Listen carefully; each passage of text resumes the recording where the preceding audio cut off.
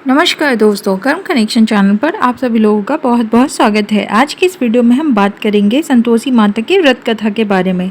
शुक्रवार के दिन मां संतोषी का व्रत पूजन किया जाता है। इस पूजा के दौरान माता की आरती, पूजन तथा अंत में माता की कथा सुनी जाती है। आइए जानें शुक्रवार के दिन की जाने वाली संतोषी माता व्रत कथा के बारे में।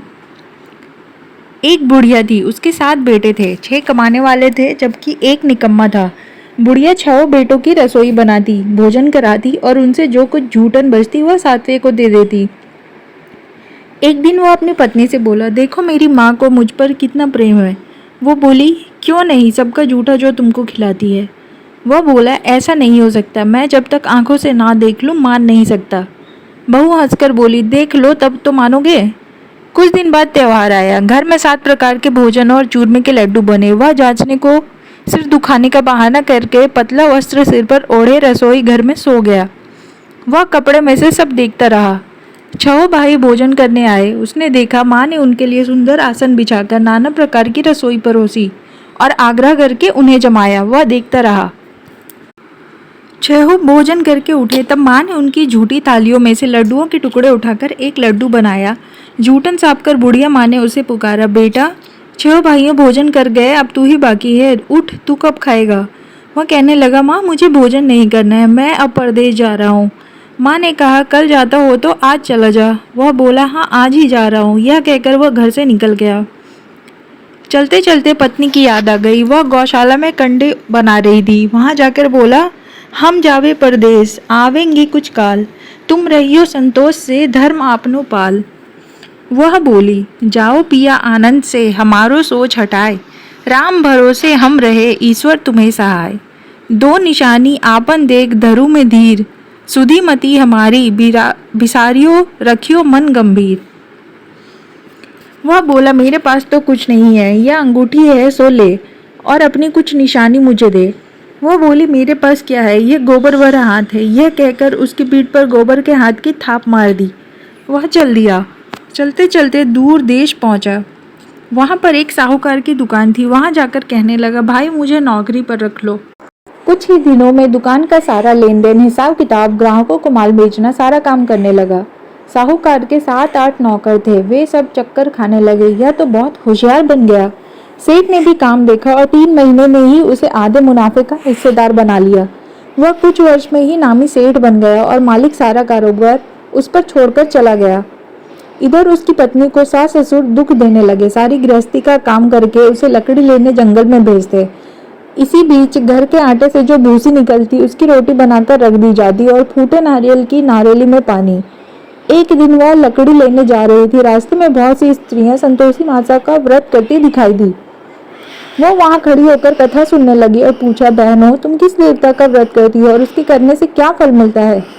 यदि तुम इस व्रत का विधान मुझे समझाकर कहोगे तो मैं तुम्हारा बहुत बड़ा एहसान मानूंगी। तब उनमें से एक स्त्री बोली, सुनो, यह संतोषी माता का व्रत है। इसके करने से निर्धनता, दरिद्रता का नाश होता है और जो कुछ मन में कामना हो सब संतोषी माता की कृपा से पूरी होती है। तब उसने उससे व्रत की विधि पूछी। वह भक्तिनी स्त्री बोली, 1.25 आने का गुड़ चना लेना, इच्छा हो तो 5.25 आने का लेना। यह 1.25 रुपये का भी सहूलियत के अनुसार लाना। बिना परेशानी और श्रद्धा व प्रेम से जितना भी बन पड़े सवाई लेना। प्रत्येक शुक्रवार को निराहार रहकर कथा सुनना। इसके बीच क्रम टूटे नहीं, लगातार नियम पालन करना। सुनने वाला कोई ना मिले तो घी का दीपक जला उसके आगे या जल के पात्र को सामने रखकर कथा कहना। जब कार्य सिद्ध न हो नियम का पालन करना और कार्य सिद्ध हो जाने पर व्रत का उद्यापन करना। 3 मास में माता फल पूरा करती हैं। यदि किसी के ग्रह खोटे भी हो तो भी माता वर्ष भर में कार्य सिद्धि करती हैं। फल सिद्ध होने पर उद्यापन करना चाहिए, बीच में नहीं। उद्यापन में 2.5 सेर आटे का खाजा तथा इसी परिणाम से खीर तथा चने का साग करना। 8 लड़कों को भोजन कराना, जहाँ तक मिले देवर जेठ भाई बंधु के हों, ना मिले तो रिश्तेदारों और पास पड़ोसियों को बुलाना। उन्हें भोजन करा यथाशक्ति दक्षिणा दे माता का नियम पूरा करना। उस दिन घर में खटाई ना खाना। यह सुन बुढ़िया के लड़के की बहू चल दी। रास्ते में लकड़ी के बोझ को बेच दिया और उन पैसों से गुड़ चना ले माता के व्रत की तैयारी कर आगे चली और सामने मंदिर देखकर पूछने लगी, यह मंदिर किसका है। सब लोग कहने लगे, संतोषी माता का मंदिर है। यह सुनकर माता के मंदिर में जाकर चरणों में लौटने लगी। दीन हो विनती करने लगी, माँ मैं निपट अज्ञानी, व्रत के कुछ भी नियम नहीं जानती, मैं दुखी हूँ। हे माता जगत जननी, मेरा दुख दूर कर, मैं तेरी शरण में हूँ। माता को दया आई। एक शुक्रवार बीता कि दूसरे को उसके पति का पत्र आया और तीसरे शुक्रवार को उसका भेजा हुआ पैसा आ पहुंचा। यह देख जेठ जिठानी मुंह सिकोड़ने लगे, लड़के ताने देने लगे, काफी के पास पत्र आने लगे, रुपया आने लगा, अब तो काकी की खातिर बढ़ेगी। बेचारी सरलता से कहती, भैया कागज आवे रुपया आवे हम सब के लिए अच्छा है। ऐसा कहकर आंखों में आंसू भरकर संतोषी माता के मंदिर में आ मातेश्वरी के चरणों में गिरकर रोने लगी। माँ मैंने तुमसे पैसा कब मांगा है, मुझे पैसे से क्या काम है, मुझे तो अपने सुहाग से काम है, मैं तो अपने स्वामी के दर्शन मांगती हूँ। तब माता ने प्रसन्न होकर कहा, जा बेटी तेरा स्वामी आएगा। यह सुनकर खुशी से बावली होकर घर में जा काम करने लगी। तब संतोषी माँ विचार करने लगी, इस भोली पुत्री को मैंने कह तो दिया कि तेरा पति आएगा, लेकिन कैसे, वह तो इसे स्वप्न में भी याद नहीं करता। उसे याद दिलाने को मुझे ही जाना पड़ेगा। इस तरह माता जी उस बुढ़िया के बेटे के पास जा स्वप्न में प्रकट हो कहने लगी, साहूकार के बेटे सो रहा है या जागता है। वह कहने लगा, माता सोता भी नहीं जागता भी नहीं हूँ, कहो क्या आज्ञा है। माँ कहने लगी, तेरे घर बार कुछ है कि नहीं। वह बोला, मेरे पास सब कुछ है, माँ बाप है, बहू है, क्या कमी है। माँ बोले पुत्र तेरी बहू घोर कष्ट उठा रही है, तेरे माँ बाप उसे परेशानी दे रहे हैं, वह तेरे लिए तरस रही है, तू उसकी सुध ले। वह बोला, हाँ माता जी यह तो मालूम है, परंतु जाऊं तो कैसे, परदेश की बात है, लेन देन का कोई हिसाब नहीं, कोई आने जाने का रास्ता नहीं, कैसे चला जाऊं। माँ कहने लगी, मेरी बात मान, सवेरे नहा धोकर संतोषी माता का नाम ले, घी का दीपक जला, दंडवत कर दुकान पर जा बैठ।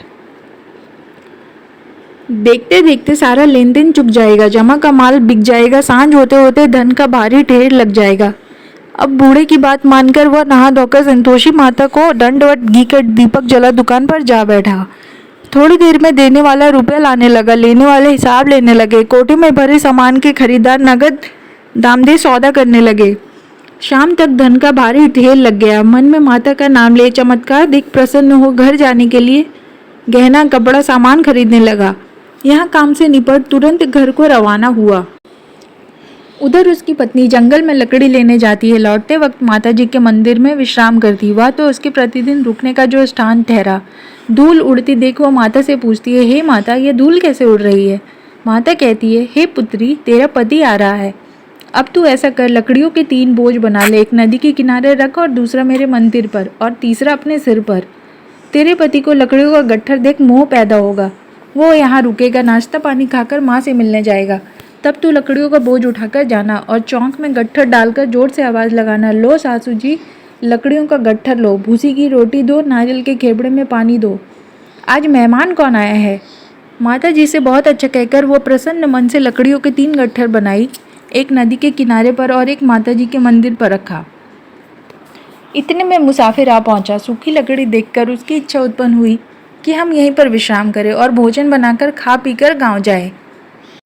इसी तरह रुककर भोजन बना, विश्राम करके गांव को गया, सबसे प्रेम से मिला। उसी समय सिर पर लकड़ी का गट्ठर लिए वह उतावली सी आती है, लकड़ियों का भारी बोझ आंगन में डालकर जोर से 3 आवाज़ देती है, लो सासू जी लकड़ियों का गट्ठर लो, भूसी की रोटी दो, आज मेहमान कौन आया है। यह सुनकर उसकी सास बाहर आकर अपने दिए हुए कष्टों को भुलाने हेतु कहती है, बहू ऐसा क्यों कहती हो, तेरा मालिक ही तो आया है, आ बैठ, मीठा भात खा, भोजन कर, कपड़े गहने पहन। उसकी आवाज़ सुन उसका पति बाहर आता है, अंगूठी देख व्याकुल हो जाता है। माँ से पूछते हैं, माँ यह कौन है। माँ बोली, बेटा ये तेरी बहू है, जब से तू गया है तब से सारे गांव में भटकती फिरती है, घर का कामकाज कुछ करती नहीं, 4 पहर आकर खा जाती है। वह बोला, ठीक है माँ, मैंने इसे भी देखा और तुम्हें भी, अब दूसरे घर की ताली दो, उसमें रहूँगा। माँ बोली, ठीक है जैसी तेरी मर्जी।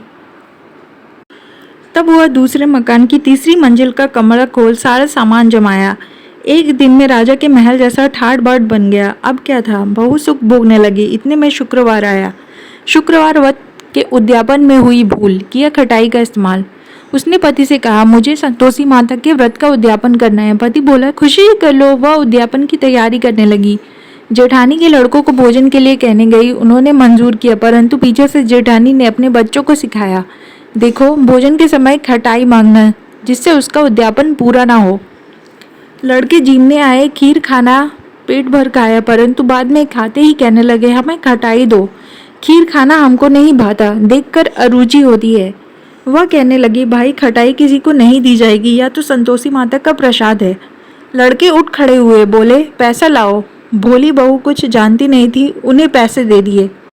लड़के उसी समय हट करके इमली खटाई ले खाने लगे। यह देखकर बहू पर माताजी ने कोप किया। राजा के दूत उसके पति को पकड़ कर ले गए।